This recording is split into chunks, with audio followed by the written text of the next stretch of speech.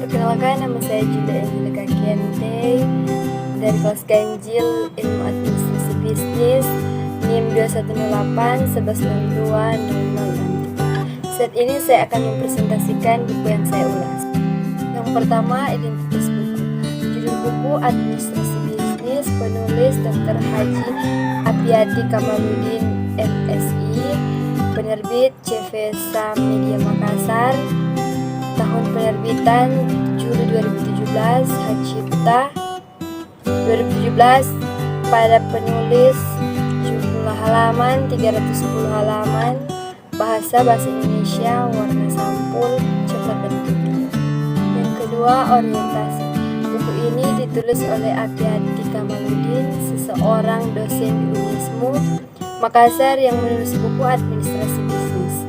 Apiyati Kamaludin menulis buku ini agar dapat menambah wawasan lagi bagi para pembaca yang ingin belajar tentang dasar dalam berbisnis, maupun untuk belajar lebih dalam lagi tentang dunia bisnis, karena administrasi memiliki peran terhadap tergapainya kelancaran kegiatan-kegiatan suatu usaha.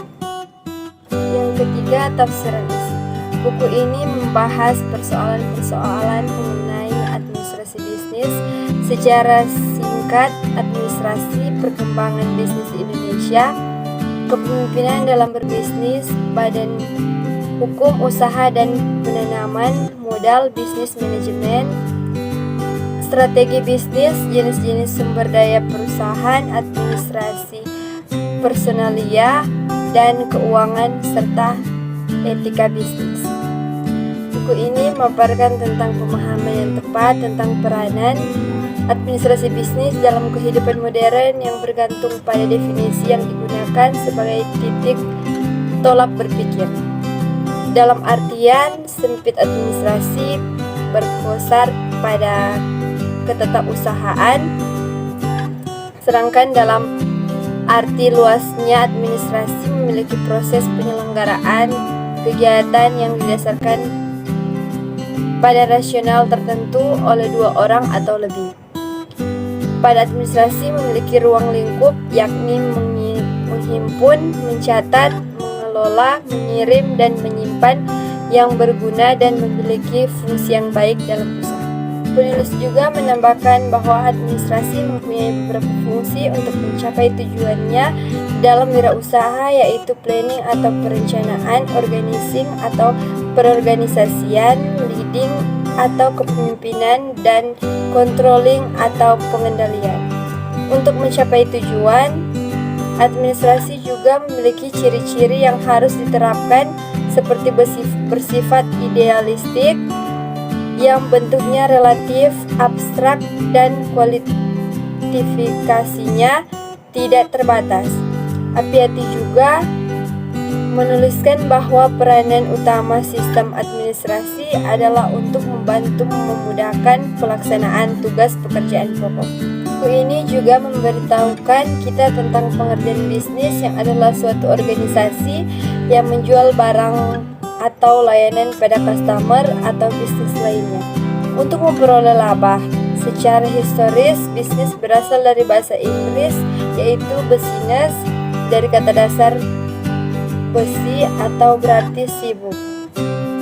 Dalam konteks individu, komunikasi, maupun masyarakat, dalam artian sibuk mengerjakan kesibukan serta pekerjaan yang mendatangkan keuntungan.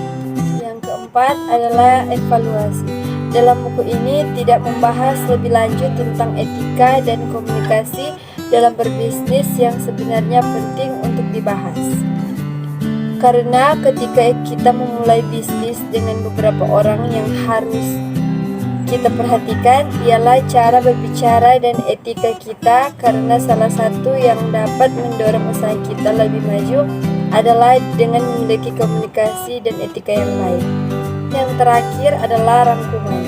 Buku ini memberikan penjelasan tentang keterampilan dalam memulai usaha dan mempelajari hal-hal yang harus diperhatikan Ancil memulai sesuatu usaha. Dengan pembahasannya yang menarik dapat bermotivasi para pembacanya untuk lebih membuka pikiran yang luas dan kreatif untuk usaha yang akan dibangun.